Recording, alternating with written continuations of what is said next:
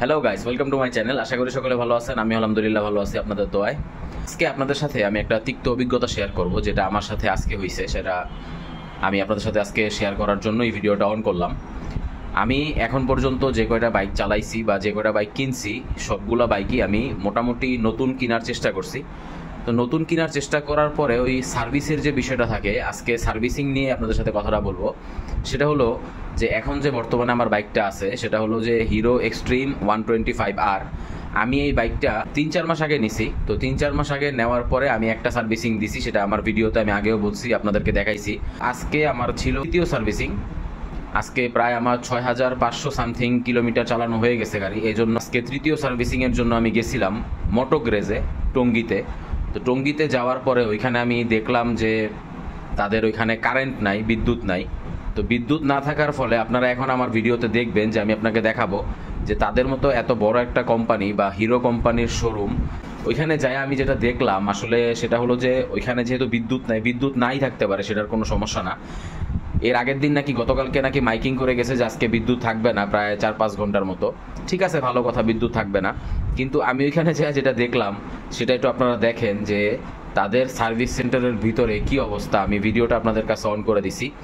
এই ভিডিওটা আপনারা দেখে বুঝতেছেন যে সার্ভিস সেন্টারের ভিতরে কি অবস্থা। কারণ তাদের ভিতরে কোনো একটা আইপিএস এর কোনো ব্যবস্থা নাই, কোনো জেনারেটরের কোনো ব্যবস্থা নাই, কোনো লাইটের ব্যবস্থা নাই। তারা কিভাবে সার্ভিসিং করতেছে সেটা একটু আপনারা দেখেন। আমি ভিডিওটা কিন্তু অন করে রাখছি। এই ভিডিওতে দেখা যাইতেছে যে তারা ফোনের ফ্ল্যাশ লাইট জ্বালায়া তারপরে ওনারা কাজ করতেছে। আসলে আমি তাদেরকে ওইখানে জিজ্ঞেস করলাম যে ভাই, আপনাদের কোনো জেনারেটরের কোনো ব্যবস্থা নাই বা কিছু আইপিএস কিছু নাই, একটা লাইটও নাই সার্ভিস সেন্টারে, তো কি করবেন এখন? তো বলতেছে স্যার, আমাদের তো আজকে আর সার্ভিসিং হবে না। আজকে তো যেহেতু কারেন্ট চলে গেছে, এখন এটা কখন আসে, 4টা-5টা বাজবো বিকাল, তো এখন আজকে আর এটা হবে না। আপনি হয়তো বা গাড়ি রেখে যেতে পারেন অথবা অন্য কোনো দিন আসতে পারেন। কিন্তু আমার কথাটা হইলো যে আপনারা এত টাকা দিয়ে একটা শোরুম দিছেন এখানে, যদি মোটো গ্রেজের কেউ দেখে থাকেন আমার ভিডিওটা, আমি অবশ্যই তো এটা আপলোড করবো, এই জন্য ভিডিওটা করতেছি। যদি কেউ দেখে থাকেন অবশ্যই একটু রিপ্লাই দিয়েন কমেন্টে যে আপনাদের জেনারেটর বা আইপিএস এর কোনো ব্যবস্থা নাই কেন। আপনারা শোরুম দিচ্ছেন, সার্ভিস সেন্টারে মানুষ সার্ভিস করাইতে গেছে, এখন আমার ওইখান থেকে ঘুরে চলে আসা লাগছে, আমি আজকে সার্ভিসিংটা করাইতে পারিনি। এখন আমি না, শুধু আমাদের সকলেই যারা গাড়ি সার্ভিসিং করাইতে যায় তারা তাদের সময় বের করে, একটা দিন সময় বের করে, কারণ সার্ভিস করাইতে গেলে একদিন সময় লেগে যায়। তো সার্ভিস করানোর ক্ষেত্রে দেখা গেছে যে 4-5 ঘন্টাও লাগে, অনেক সময় অনেক বেশিও লাগে, আবার কমও লাগে, 2-4 দিন দেরি হয়ে যায়। তখন সার্ভিসিং করতে গেলেও সমস্যা, একটা চিন্তা থাকে যে তারা দিবে কি দিবে না সার্ভিসিংটা, ওইটা বিষয়টা থাকে। তো আমি যেহেতু আমার 6500 কিলোতে আমার সার্ভিসিং ছিল, আমি প্রায় আরও 50-60 কিলোর মতো বেশি চালাইছি। তো আমি আজকে গেলাম, গিয়া আজকে তো ফেরত আসা লাগছে আমি হয়তো বা আগামীকালকে আবার যাব।